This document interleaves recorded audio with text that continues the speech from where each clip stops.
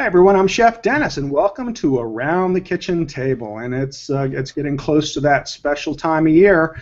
So today, Susan and I are going to share some of our thoughts and some recipes on cookies. And of course, if it's Christmas time, I have to have cannolis. Now, I don't know what I'm going to do since I'm gluten-free now, but I have from now until Christmas to work on that.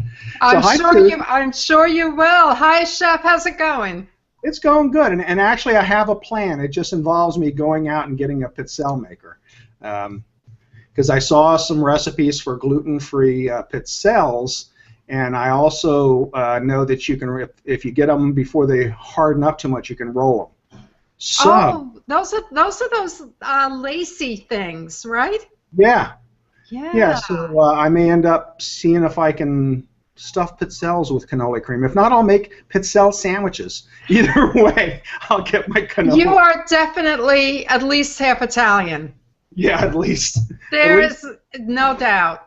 Especially if you count all the food I've eaten, definitely half Italian. My body weight represents that. So how you been doing?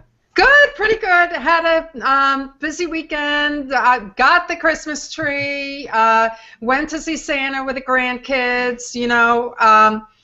And what else? And then of course there's the grandkids' Christmas holiday dance recital. So did that too. So very busy. And then last week I got a delivery of 192 rugs. Oh yes, the rugs you ordered. I did, the rugs I ordered. So these gorgeous, amazing Swedish rugs. They're mostly runners. So I'm working through those, and I'm going to put them up for sale at some point. But so that in the middle of Christmas, in the middle of moving, and in the middle of everything. So I hear you. Yeah, and I had it really rough. I hate to tell you. Actually, Thursday I did something really cool. I had been asked to help judge the Orange County Public Schools were having a culinary competition, and they asked me to judge that. And actually, I judged the portion. It was a pretty big competition, and actually, they were doing some outrageous food. They had beautiful, beautiful presentations, and at first they put me on the finished desserts competition, and then someone that I had met ran over to me and says, "Oh, Chef Dennis, no, you're ours. You're with the ones that are competing for the school food. They were actually trying to make things to put on their menu for next year." And these were well, that's your thing. That's your wow. So did you enjoy that? Oh yeah, it was really good. There were 8 teams of high school students that were making things, and they had to make a complete meal. Well, it was an entree, a side, and a dessert, and they had to work within pretty hard. The constraints were not easy. They had to make things from things they had in their pantry, use what the school bought. So it's not like they could come in from home with all kinds of neat stuff and whip it into something. Say, "We'd like to have this at school." I says, "Oh, go back there and see what we got and make something out of it." So, they did a nice job with it. That's great. And what was the mix with boys and girls? It was about 50-50. Some teams were all boys and some teams were all girls, and there were a few that were mixed. So it was about even in the blend. And so the boys got into cooking too. That's great. Yeah, it was actually the one that won for presentation was a boys team. Their food was not that unusual or that different for us to really recognize it or pick it, but they were very self-assured, very confident, said what they were going to use the food for, who would attract, why people would eat it, and then some of the others. The one that won was actually a chicken stir fry, and I'm trying to remember what else it had into it, but it was a lovely blend of flavors. They had an Oriental soup with it, and then for dessert they had taken a banana, put peanut butter on it, and rolled it in some granola. So it was the whole thing was a little different. But I mean, you think about it, it's not gourmet food, but it's what they have to work with to make it a little more interesting. There were some I love to hear that, because I know it's funny, things that generations have changed so much.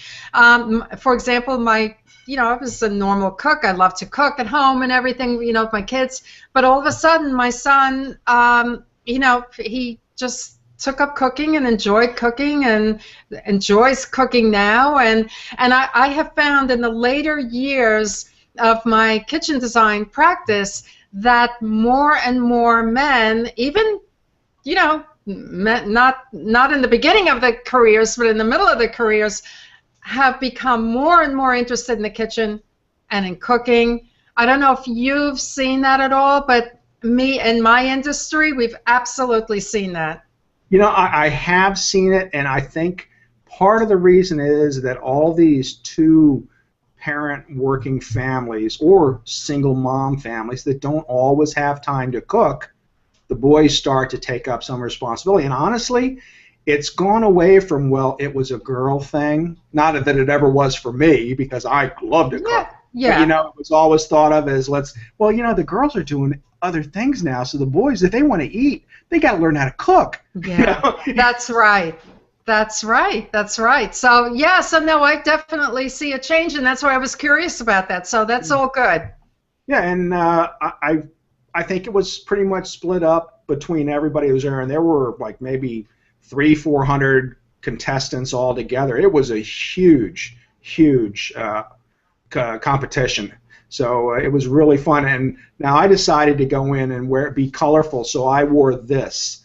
And let me tell you something, I got there and in a sea of white chef coats with a few black coats. I expected to see some panaz and color, and they're kind of looking at me like, who is this guy? Wow. In one hand, I felt a little bad. In the other hand, I was like, you know, I said I wore white my whole career. Now I'm wearing color, so deal with it. Oh, that's funny. It's like you know, a different color belt. You know, like a black belt. And it's the blue. You should tell them this is what happens when you're like me. You wear blue. But anyway, it was a fun time, and then Lisa and I spent the weekend down in Fort Lauderdale. It was glorious. Unfortunately, the boat parade started a little late, so when we were filming, we missed it. And right after we shut down, about 5 minutes later, here come all these huge boats. But, you know, we had a great time, though. So went in the water yesterday. I was in the ocean. Cool. So it was a beach day, yeah. Nice. I don't dare do that. I saw frost around here this morning. So you're going to make us some wonderful desserts, and I'm going to show us some, you know, a special kind of cookie that I like, and then some ideas on how to display cookies, which are a little bit out of the box. They're a little bit wacky, but, you know, it's good to, you know, get some fresh ideas. So what do you have for us? Well, today I'm going to make my favorite, which is cannolis, and you know, like I said, you got to have them for Christmas. Really simple to make, and there's a secret that I learned. You know, I struggled with cannolis for a long time, and then an Italian grandmother finally taught me the secret, so I'll share that. And then I'm also going to make, since I have ricotta, and I always try to multi-use what I'm using, I have this ricotta cookie that I learned to make a few years ago that it just kind of melts in your mouth. It's a citrus kind of cookie. I'm making a lemon today. I mean, it could be grapefruit, it could be orange, it could be lime, whatever you really like. But it's a light after dinner kind of a cookie that you might have with an espresso or with a cup of coffee, and you'll eat 2 or 3 or 4 of them and really be happy. It's not difficult to make. Just a little extra step in here, and then the baking that you have to watch. So what I'm going to do is I need to cream some butter and some sugar for this cookie. So while I'm creaming that and I have the mixer on, I'll mute myself, and if you want to do your slideshow, that would be wonderful. Sure. Sounds good. Okay, so let me do this screen share, move this over. Give me a minute. Okay. Okay, I will do the screen share. Here we go. And okay, so the cookie that I have done became obsessed with over 20 years ago, in the early 80s actually, is a sort of mold, a collection of molds. They used to bring out molds, different cooking molds every year, new ones, and they're so adorable, and I love them so much. And the brown bag cookie mold, brown bag cookie art. So First I have, I just couldn't resist taking some shots of some of the cookie molds I have. This is actually by Hearthstone, H-A-R-T-S-T-O-N-E. Now, these, you can't really, they're not really sold in the as new anymore. You can get them, well, you can get them new, but you can get them in places like eBay and other places. So here, look at how adorable these are. What I like about these cookie molds, I have Raggedy Ann and Raggedy Andy, is that it's great to work with children. You know, all they have to do, it's a regular dough. You spray with a little oil, and then you just pat it in there. So any child can do the patting, and you can pat whatever part of the cookie mold they want. And so these are, you know, some of what I have. Now, you can get them on eBay. Here, for example, is a listing. They go under the name of Hearthstone, H-A-R-T-S-T-O-N-E, or brown bag cookie mold. Now, they range in price. I think some of the cheaper prices are on eBay. These are about, you know, $9 or $10, even $6. Actually, this was back here, 2 slides over. This is, this might have been Etsy. Yeah, it's sold. They're sold in Etsy. There's a whole bunch of, you know, retro. They're all retro molds sold in Etsy. And there's actually a website called Brown Bag Cookie Art, and you can go on there. And it's funny because they don't sell the molds, but they have. It's almost like a little bit of a cult following. So they have recipes. Here are recipes for sugar chocolate cookies, ginger cookies, orange cookies, almond, and, you know, lots of other really nice flavors. I love the orange cookies. I love the ginger cookies. And so the actual recipe book is right online, and that's what I'll use. And Chef will be happy because they also have, now one of my favorite things to make with a big mold is shortbread. I love melt-in-your-mouth shortbread. And I usually make that for the holidays. Here's a recipe for gluten-free shortbread. So that's something that's on this site, Brown Bag Cookies, Cookie Art, and gluten-free shortbread, you know, best of both worlds. And here's an example of the pan.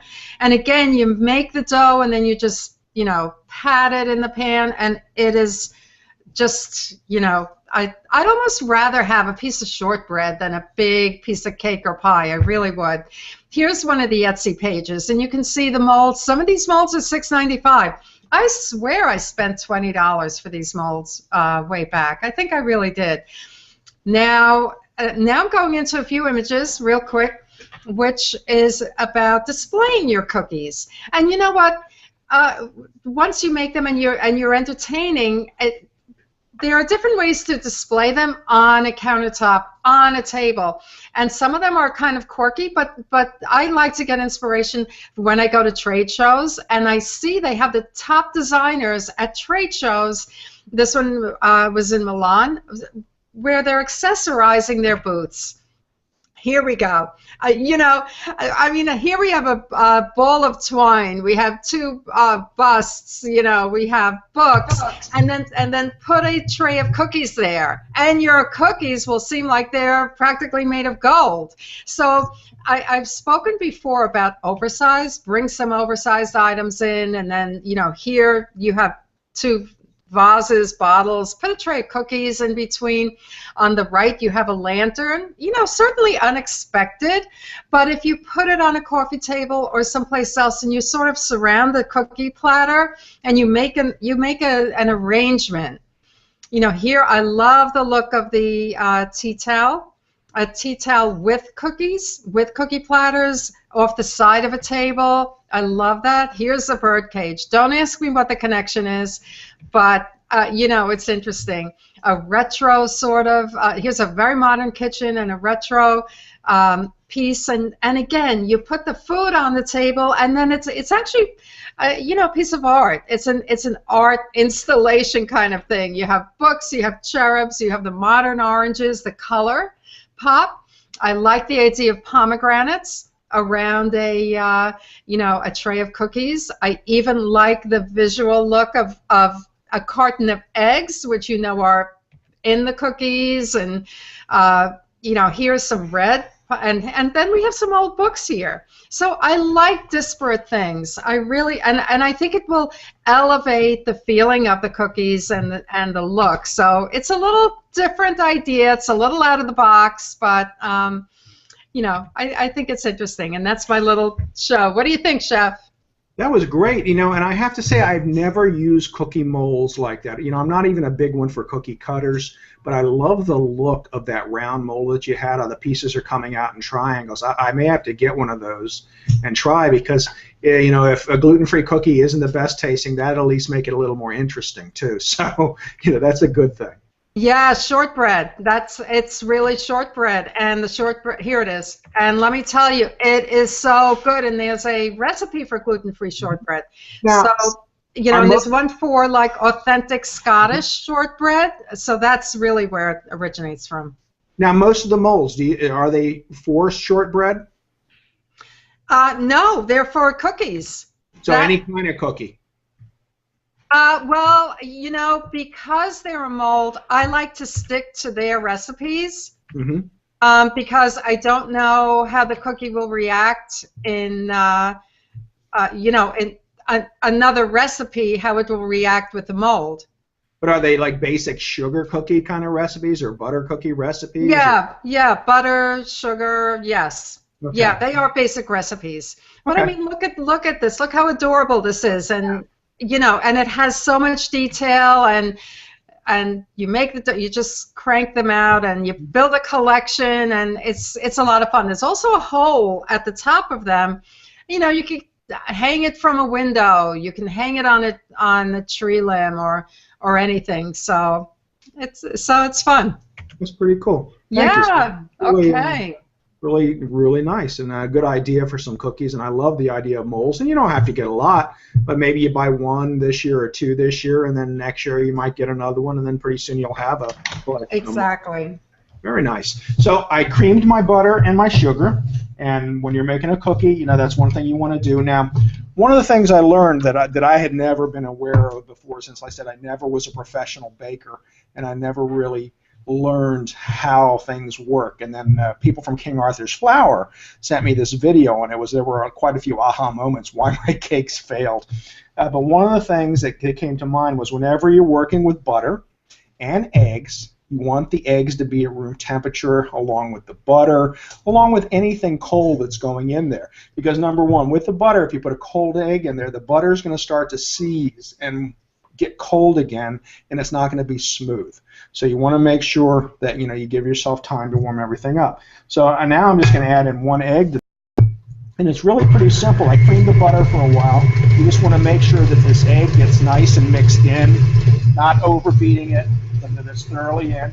I did cut this recipe in half because I'm just making enough, and they are going to be gluten-free, believe it or not. I have some friends coming over for dinner, so for dessert we'll have cannolis and these cookies. So then, after you've done all the wet ingredients, or the butter, the sugar, the egg, now I'm going to add in some ricotta cheese. So the ricotta cheese is going to go in. And sometimes you get ricotta that is really, really wet. If that's the case, put it in a strainer for a while, let it drain, let some of the liquid come out of it. This was actually a pretty dry ricotta, so I didn't have to do too much to it. So now the ricotta is mixed in. We're going to add in a little bit of lemon zest. Oh, yes. Love that. Love anything with citrus. Now, I love Meyer lemons. I don't know if you ever use them. You know, I haven't. They're a little sweeter, and you can only see them certain times of the year. So I put some lemon juice, some lemon zest in here. We're going to whip this up with the ricotta. So does it matter what speed you're using on the mixer? Well, I'm not over mixing it. After I did cream my butter and sugar, I'm using a medium speed, but I'm just mixing it basically enough to get incorporated at this point, and I want to make sure I get everything off of my beaters. And you'll see I am using a beater bar and not a whip, because you don't want to aerate it anymore, and the whip will really aerate it. You want to mix it, and you want to mix it well. So at this point, I've got in all the wet ingredients, the lemon, the eggs, the butter, and I had mixed previously. I have my flour and some baking powder and some salt in here. And then at this point, all we're going to do is fold this into it. And I'm not even going to use the mixer, so let me disengage. Then we can put it. In fact, let me change. So hopefully you can see what we're doing here. Oh, you know something? I think I hit my cameras. Everything seems a little bit off today. There we go. All right, so now I'm going to add in the flour. And I'm just going to fold it in, just enough till it all gets incorporated. And this I said, now I've never made these with gluten-free flour, but they tell me that cookies are probably one of the easier things to make. And this is a King Arthur all-purpose blend. And I did learn some things about baking with gluten-free flours and how to adjust some items. And the biggest learning point for me was that they blend flours together because they try and make the flours come up to weigh as much as a regular flour would and have the same protein content as the regular flour would. So you try and mimic a regular flour by mixing flours together. Oh, interesting. Yeah, that's really how they get it to work. All right, so I'm actually going to chill this for a little while because I think because of the gluten-free flour, this is a little bit looser than it should be. So I'm going to let it chill before I bake. But at this point, what I would do when I was going to bake them is just use a spoon or a scoop, and I actually have a little scoop that I'll scoop them out and put them on a baking sheet and bake them. And they're going to be like little balls, half balls of dough. But I'm going to let this chill a little because this is just a little loose, and what will happen is they will run. And at this point they will run. I think it's because of the flour. So I'm going to let them chill. But I will take pictures of the finished product and let everybody see. All right, so that's basically your lemon, and the recipe, I will post a recipe for that, and it is on my blog if you want to see it, and the results of it with regular flour.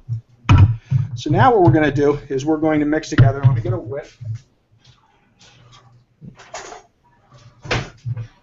We are going to mix together. Well, before I do that, let me make the glaze for the cookies. The glaze for the cookies is simply 10x sugar, lemon juice. Lemon juice. Love it. And you know, I love lime juice in this too, and mixing up lime zest and lemon zest because this goes on the top of the cookies, and the color then is really, really nice. Oh, good thinking. Huh. Yeah. So this is basically really all a glaze is. And it will stiffen up as it sits. So when the cookies cool, and you've got this all mixed up really, really well, you're simply going to either dip the cookie in, or probably easier on a tray, just to take a spoon and spoon some of this glaze over top of the cookie. And as it dries, it'll dry really nicely. You'll see some of the specks of the zest in there, and the color. That's why I said lime is really, really neat at this point if you have lime, because then you see a little green speck. Or you could do orange as well. Any citrus works really well. And then, like I said, just spoon it. So now that we've gone there, we're going to make cannoli. And I will share with you the secret of where most people go wrong with cannolis. All right, so we've got ricotta cheese, and again, it's fairly heavy. It's not real, real wet, and if it's real, real wet to begin with, you're going to have problems with it. And after that, we're going to put in some mascarpone. Now, you can go without the mascarpone if you don't have any or you just want to use ricotta, or you can put in a little cream cheese if you like. But what this does is it does solidify it a little bit more, and it adds a creaminess to it. So it's just not all the ricotta. Yeah, I mean, that's really, you know, it's funny that I think the texture in cannolis is what people respond to, whether it's too heavy and too thick, or whether it's a nice creamy, you know, that just flows. I think that has a lot to do with the experience of a cannoli, don't you? Oh, absolutely. Now, here's the secret, okay? And the secret is that if you use sugar, you need to use superfine sugar, bar sugar. All right, that's what you want to find. I can't find bar sugar down here, so what I do is I throw regular sugar into my food processor and I pulse it until it becomes very fine. All right, and that is what you need, is a very fine sugar. Most recipes tell you to use 10x sugar, and 10x sugar will not work right. 10x sugar makes it weep, and the more you put in, the looser it gets. Wow. What about that sugar that I see in the market that's, oh, it begins with a T? Turmerind? T. It begins with a T. It's like a, I don't know, it's a more expensive sugar. Oh, turbinado. Yeah. Now, you need regular sugar, but you need a very fine sugar. And bar sugar is something that is made to dissolve a lot faster in drinks. So it absorbs into the cheese a lot faster. All right? And that's the big thing. And most recipes will tell you to use confectioner sugar or 10x sugar. And that's really where the problem comes. And I had a, an Italian grandmother tell me, and she could understand English, she couldn't speak much, and the only word I really got out of it was stupido, because I wasn't listening. Finally it came into, the translation was no 10x sugar. It goes just the sugar, and they used to grind it up more, than it was. So that's the whole secret to making it really well. Now you can see it's still nice and thick. It's got a real nice body to it. I'm going to put in, I don't have a vanilla bean. I know I have them in here somewhere, and I couldn't find them. So I'm just going to use a little dash of real vanilla to give it a little flavor. And you could flavor with a liqueur if you wanted to. You just have to watch you don't make it too wet. And then I put in some orange zest. Oh, nice. Okay, so I like we have that idea. I mean, amaretto, a little bit of amaretto. Just a touch. Perfect, yeah. Okay, and then now we're going to add in, and I like mini chocolate chips. They just seem to really work really well, rather than chunks of chocolate. I don't like to add them to the ends that you see all the time, but that's all there is to cannoli filling. Wow. If I was a good wife, I would make that for my husband for his birthday, which is coming up, because every birthday he gets a cannoli cake. He's a cannoli guy. He's like you in that respect.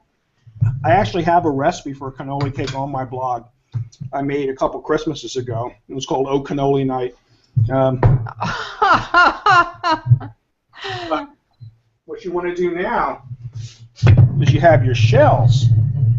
And then to make things a little different, if you really want to, what I have here is some melted chocolate. Oh, that is different. I'm going to show you what I'm going to do. We have some melted chocolate. Now I'm going to take a cannoli shell, and you can just kind of spoon it or dip it if you want to, roll it around a little bit.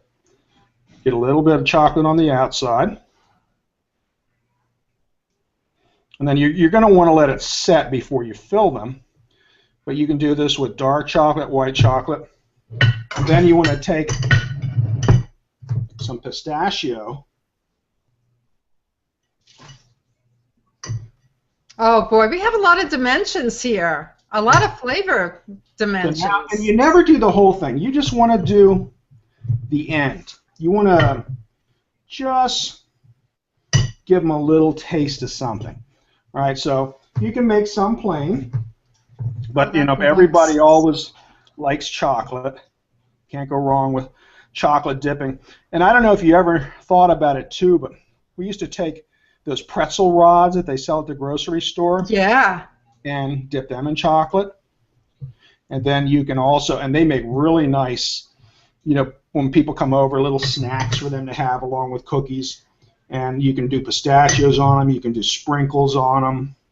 That's so great. My favorite thing in the world is chocolate-covered pretzels. Oh, yeah. Everybody loves it. Yeah, favorite thing in the world. So it's really that simple. Now, if you want to leave some plain, and I always will too. I won't put chocolate on them all. I mean, there's chocolate in them, so you're going to get it. But the old-fashioned way is to fill them with a spoon. And so you would just take a spoon. You can, of course, put it in a pastry bag if you like. And if you were filling more than a dozen, I would recommend a pastry bag, simply because it'll take forever otherwise. And sometimes with a spoon, you have to make sure you're really getting them all the way down the center. Pastry bag kind of fills it really, really easily. And then you get that nice little tip at the end. Now, you see in the stores, you see people are always like coating the ends with chocolate. I think that's a little bit of an overkill for me at that point. So I like chocolate, but I don't want them to have so much on it that when I bite into it, all I taste is chocolate chips. Yeah, and don't you think the size of the cannoli shell is like, I don't like gigantic ones. It can be too much. I like small to medium. So those look like sort of like a medium size. Yeah. Not real big. It's not overpowering. The small ones are really nice for parties because people can just try one. And a lot of people don't know what cannolis are. And they think they're supposed to be really sweet, and they're not. And they eat it, and then they go, oh, my God, what the heck was that? But see, if they're small, then you can have 3 of them. I mean, you have it's December, and you have permission to eat sweets. So cannolis are that simple. And then I always keep these little shakers around with powdered sugar. So then I can hit them with a little powdered sugar like that. Very nice. And I have a little cocoa, or you can hit them with a little cinnamon. And again, it's pretty much just for appearance. And you have your cannolis finished. I love that. I love showing it different finishes. Different, and it's almost like there's an assortment of different types, especially if you're making a lot. Yes. If you're making many, then split it up into different types, just visually. And you can add a little cocoa powder to the cannoli filling if you want to, and give it a little chocolate flavor. It's just you do have to be careful when you're putting more powders in, because the mentality would be that the powders you're putting in are going to make them thicker and sturdier, when in fact it seems to break down the ricotta, and it makes it looser and wetter. And I struggled with this for a long time and just never really was able to figure it out. The colder it is, like if you put this in and let it get really nice and ice cold, it'll firm up a little bit more for you, but not a whole lot. So yeah, you want to be careful with it. Yeah, there seems to be such a nuance in how it, how you want it. I mean, you can have it different ways. Oh yeah. But yeah, this looks terrific. Like you said, the amaretto, if you want to add that instead of the vanilla, it'll give it a little undertone of flavor, a little Kahlua instead. It'll give it that little undertone flavor just to give it a difference. So. And see, imagine that now with an arrangement of beautiful things, or beautiful vases, or pottery, or fruit. Big, it just elevates the, the presentation. Really elevates the presentation. Yeah. And and cannolis aren't something you see every day too, and they are easy. And almost most grocery stores do sell the shells. You look for Ferraro brand or another Italian brand, and if they don't sell them, like I opened up mine, I told you, and they were not good. I had unfortunately opened the plastic, put them back in the box, and I thought it was a sealed box, which it was not. So they've been around for a while. So I ran to Publix, and they don't sell them, but the bakery sells cannolis. So once I figured out what to charge me for the shells, they were very nice about selling me some cannoli shells. They had no problem. And I've done that before when I was up east, up north with Acme. If I didn't have them, I'd run over there and they'd sell me mini shells or something. So, you know, if you can't find them, ask your grocery store if they sell cannolis, that they'll sell you a few shells. It's like going to the pizza place and buying the dough. Right. Good idea. Yeah. Well, that's what I have for today, and you know it's getting close to Christmas. I will post pictures of the cookies when they come out, and if you want to check, and I'll post them on Google Plus as well, so you can see them and with the recipe. So that's what I have for today, Susan. It looks great, Chef. Thank you so much, and thanks for all the variation. It's really, really exciting. Great. I'm glad everyone liked it. So thanks for coming today around the kitchen table, and Christmas is around the corner. So we'll see you next week, and I think next week we'll talk about some Christmas and New Year's dinner, some possibilities. We'll go over a few things for that might be nice on your table. Sounds good. All right, so have a great day, and we'll see you soon around your kitchen table.